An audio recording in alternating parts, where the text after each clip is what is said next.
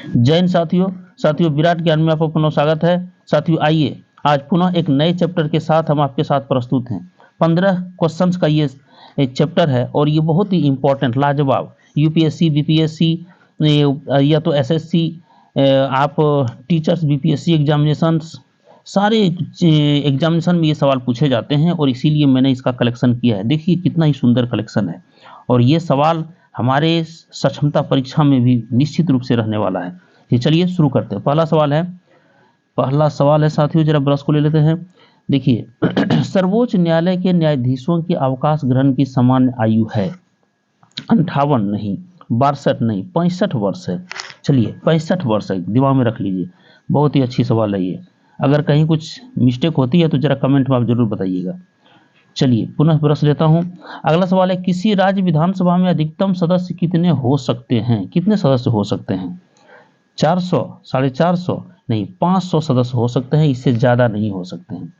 500 सदस्य हो सकते हैं, इससे ज्यादा नहीं हो सकते हैं। अगर इससे ज्यादा होगा तो फिर उसमें यह दिक्कत होगी, इसलिए मैक्सिमम 500 हो सकता है। अगला सवाल है साथियों, भारत में नागरिकता निर्धारित होती है इस आधार पर, किस आधार पर? जन्म स्थान के सिद्धांत के आधार पर, रक्त के सिद्धांत के आधार पर।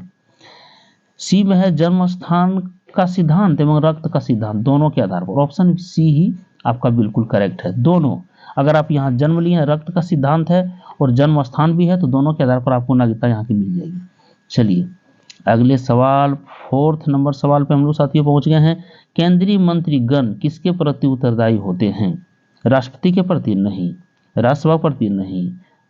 संसद के दोनों सदन के प्रति? नहीं। लोकसभा के प्रति। चूंकि आप जानते हैं ये लोकसभा जो है सो पूरे देश का प्रतिनिधित्व यहाँ पे करता है, इसीलिए इसी के प्रति वो उत्तरदायी होते हैं। अगर किसी प्रकार की किसी भी विभाग में कोई परेशानी हो रही है तो उसके जवाब मंत्रीगण यहीं आके देंगे और जवाब सवाल होगा और क्वेश्चन भी विपक्ष के द्वारा प्रश्न पूछे जाएंगे और मंत्रीगण के द्वारा जवाब दिया जाएगा। चलिए इसलिए लोकसभा के प्रति 4 नंबर का सवाल लोकसभा के प्रति, बी ऑप्शन बिल्कुल आपका राइट है।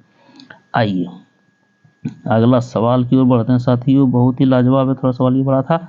ये देखिए इस सवाल में क्या कहा जा रहा है, भारत के प्रधानमंत्री, ये थोड़ा सा, हाँ, भारत के प्रधानमंत्री के रूप में नियुक्ति के समय कौन राज्यसभा का सदस्य था? कौन राज्यसभा का सदस्य था? ये लाल बहादुर शास्त्री? नहीं।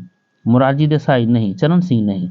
हमारी इंदिरा गांधी जो जिसमें नियुक्त हुई है ना, नियुक्ति पाई प्रधानमंत्री के रूप में, उस समय राज्यसभा की ये सदस्य थी।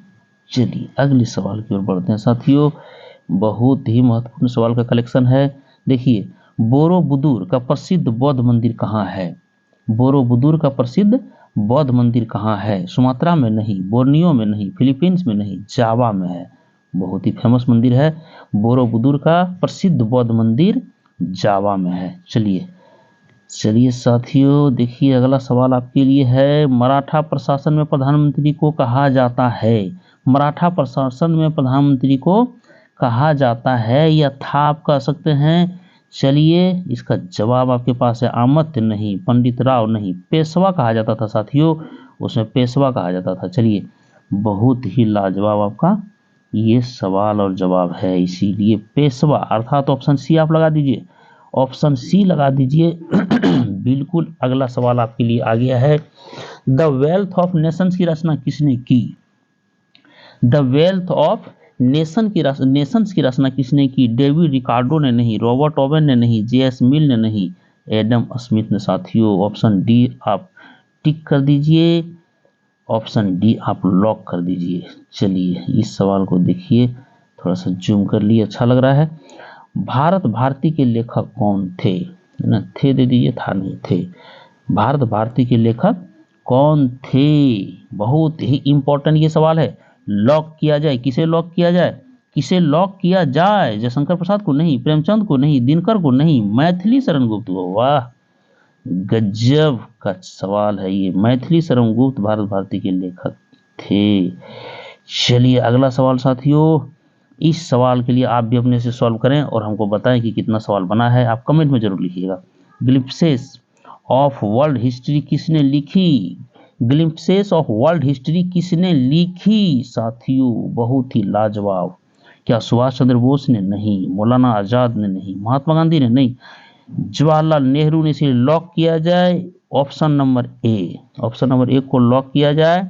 चलिए आपके लिए 11 नंबर सवाल पे हम आए हैं, बहुत ही लाजवाब सवाल।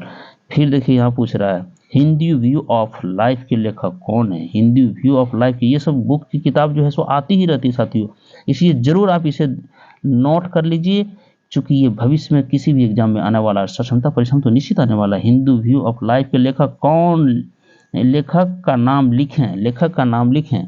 चलिए लेखक का नाम लिखें, आप पहले ट्राई कर लीजिए। अशोक सिंघल नहीं, आचार्य नरेंद्र देव नहीं, सी राजगोपालाचारी नहीं, एस राधाकृष्णन। डी को लॉक किया जाए, डी को लॉक किया जाए साथियों, डी को लॉक किया जाए। बाप रे कितना बड़ा ये सवाल। चलिए निम्नलिखित में से किस अफ्रीकी देश ने सबसे पहले स्वतंत्रता प्राप्त की। कंफ्यूजन का सवाल है साथियों, जरा आप भी कमेंट में बताइएगा कि मैं सही लगा रहा हूं कि नहीं। किस अफ्रीकी देश ने सबसे पहले स्वतंत्रता प्राप्त की। जिम्बाब्वे ने नहीं, घाना ने नहीं, कांगो ने नहीं, नाइजीरिया ने। जरा सा कंफ्यूजन का सवाल है, जरा सा नोट करके बताइएगा आप भी। नाइजीरिया ने, ऑप्शन सी को लॉक किया जाए, लेकिन आपका इंतजार रहेगा कमेंट में कि आप क्या दे रहे हैं। चलिए अगले सवाल की ओर बढ़ते हैं साथियों, अगले सवाल की ओर बढ़ते हैं। ये सवाल आपके लिए जानदार है, ये सवाल तो निश्चित पूछा जाएगा। Servant of the people society की स्थापना किसने की। वाह रे वाह, ये सवाल चांद वाला सवाल है। ये किसी भी एग्जाम में कई बार आ चुके हैं, ये कई बार आ चुके हैं साथियों, इस सवाल को तो आपको देखना ही पड़ेगा। इसलिए servant of the people society की स्थापना किसने की, किसने की, किसने की, देख लीजिए। क्या ऑप्शन आपके लिए आ रहा है। एनी बेसेंट नहीं साथियों, जयप्रकाश नारायण नहीं साथियों, लाला लाजपत राय नहीं साथियों, गोपाल कृष्ण गोखले, गोपाल कृष्ण गोखले, गोपाल कृष्ण गोखले को लॉक किया जाए साथियों, गोपाल कृष्ण गोखले को लॉक किया जाए, लॉक किया जाए, लॉक किया जाए। चलिए 14th नंबर सवाल लेकर के हम पहुंचे हैं साथियों। अलीगढ़ आंदोलन को आरंभ करने वाले कौन थे, अलीगढ़ आंदोलन को आरंभ करने वाले कौन थे। जरा लॉक, आप लॉक कीजिए, पहले लॉक कीजिए, आप पहले सॉल्व कीजिए। मैं आ रहा हूं, मैं आ रहा हूं। हकीम अजमल खान नहीं, हकीम अजमल खान नहीं, मोहम्मद इकबाल नहीं, मोहम्मद अली जिन्ना नहीं भाई। तो सी को लॉक किया जाए, सर सैयद अहमद खान थे जिन्होंने अलीगढ़ आंदोलन को आरंभ करने वाले थे, इसीलिए सी को लॉक किया जाए। चलिए लास्ट सवाल, इस चैप्टर का लास्ट सवाल, इस खूबसूरत वीडियो का लास्ट सवाल साथियों आपके लिए बहुत ही महत्वपूर्ण सवाल। अजमेर में किस सूफी संत की दरगाह है। बहुत ही लाजवाब ये सवाल है। अजमेर में किस, एकदम बार बार परीक्षा में पूछे जाने वाले हैं। सलीम चिश्ती, आप लॉक कीजिए, किसे लॉक कर रहे हैं। मैंने एक को काट दिया, 3 में से ऑप्शन चुनिए, जल्दी चुनिए। फरीद बाबा को नहीं, नहीं नहीं नहीं, हजरत निजामुद्दीन को नहीं भाई। तो ये किसका है, हजरत निजामुद्दीन का नहीं, फरीद बाबा का नहीं, सलीम चिश्ती का नहीं, मोइनुद्दीन चिश्ती साहब का वहां पे दरगाह है, इसीलिए लॉक किया जाए ऑप्शन बी। चलिए साथियों ढेर सारी बधाई आप सबको नए साल की तैयारी में जुट जाइए, लगन से पढ़िए, क्योंकि ज़्यादा नंबर लाने पर आपके लिए बेनिफिट होगी, है ना। More marks would be beneficial to each and every teachers who are teaching each and every student in each and every schools of Bihar. चलिए तो नए वीडियो के साथ पुनः आपके साथ हाजिर होता हूँ साथियों। कमेंट में जरूर बताइएगा कितने सवाल आपके साल हुए और क्या कमियां रह गई है, जरूर बताइएगा। पुनः नए वीडियो के साथ मैं आपके साथ जुड़ रहा हूँ, हाजिर हो रहा हूँ। जय हिंद साथियों, जय भारत।